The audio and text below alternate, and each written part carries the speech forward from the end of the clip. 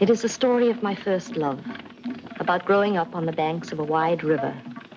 First love must be the same any place, and it might have been in America, England, New Zealand, or Timbuktu, though they do not, of course, have rivers in Timbuktu.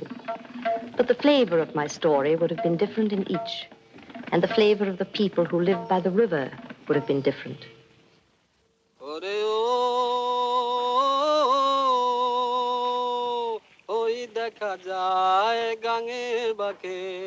সোনার বালুচর যেথায় বসে দিনের আলোয় চকাচকির ঘর রে চকাচকির ঘর সাঁঝ সকালে দুয়ার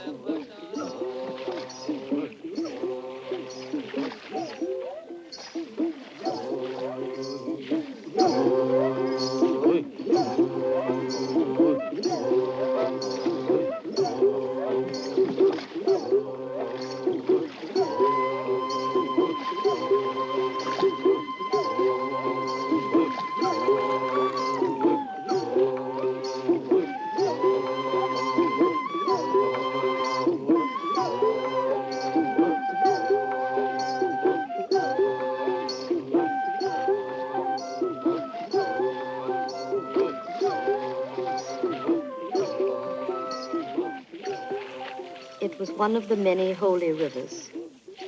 Its waters came from the eternal snows of the Himalayas and emptied into the Bay of Bengal. The river had its own life, fishes and porpoise, turtles and birds, and people who were born and lived and died on it. It flowed slowly between banks of mud and white sand, rice fields and jute fields. The jute grew in flat marshes, nourished by monsoon floods. Country boats of all shapes and sizes brought the jute to the factories. Some of them came from as far away as Assam and Chittagong and the borders of Burma, through the winding arteries of the delta. The workmen carried their heavy loads. For each load, a seashell. So many shells, so many loads. Jute was the reason we lived in India. Our whole life depended on it. My father was in charge of a jute press. He was a friendly man, and after work he always came home through the bazaar, though it was much the longer way. He liked people, and people liked him. Sorry? I want to buy a kite. No, sir.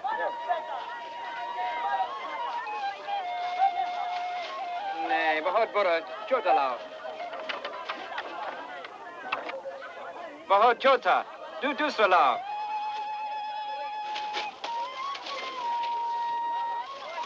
That's fine. Take it. Chat to them. How much? I don't know. About you, right? No, sir.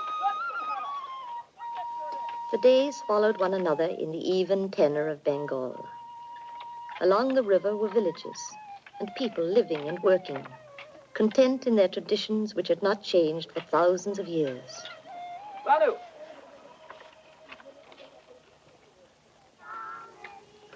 In the dry season, when the river was low, lazy buffalo grazed just outside our garden wall.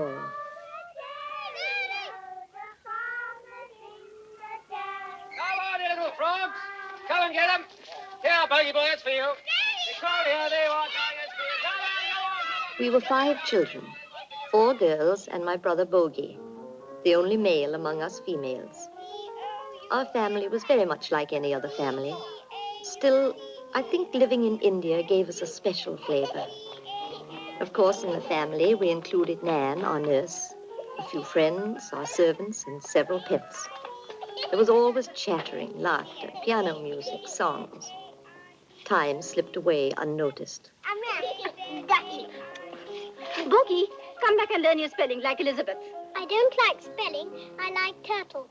One day you have to learn how to spell. Imagine a man who couldn't go to office and sign letters and read the newspaper. I don't want to be any of those men. Bogey's best friend was Kanu. They had a life separate from ours. Bogey didn't like toys. He played with lizards and turtles. All wrapped up in Hoppity, her rabbit, was little Victoria. Victoria, what are you doing to Hoppity? Hoppity is my baby. He's just been born. But you had a born last week. Babies can be born again and again, can't they? And then there was Valerie. But she wasn't one of us. Her father owned the jute press. She'd been to school in England. They were rich. She was an only child and came every day to play with us. Good afternoon, sir and madam. Hello. Hello, Valerie. How are your mother and father? Very well, thank you. My sisters were much younger. The twins, Muffy and Mouse, and Elizabeth, the pianist. Good heavens! Whose filthy little children are those? Yours. Mother. She was beautiful. She loved music. And there was also Ram Singh, the children's friend and protector. He was a Sikh from the Punjab, and before being our gateman, he'd been a valiant soldier. But Nan was the bridge to life, bringing us back from dreams to reality, from reality to dreams. Harriet!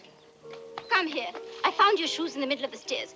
But, Nan, the grass tickles my toes and makes me think. You'll get hookworm. Why can't you be obedient, like Elizabeth? It's easy for her to be good. She is good. Nan, always filling our heads with tales of romance, setting the stage for the arrival of love. And I see myself, an ugly duckling determined to be a swan. Saw roses red that comforted her heart, and saw their crimson petals plop apart. Then, as the river brought everything, it brought a young man on the weekly steamer.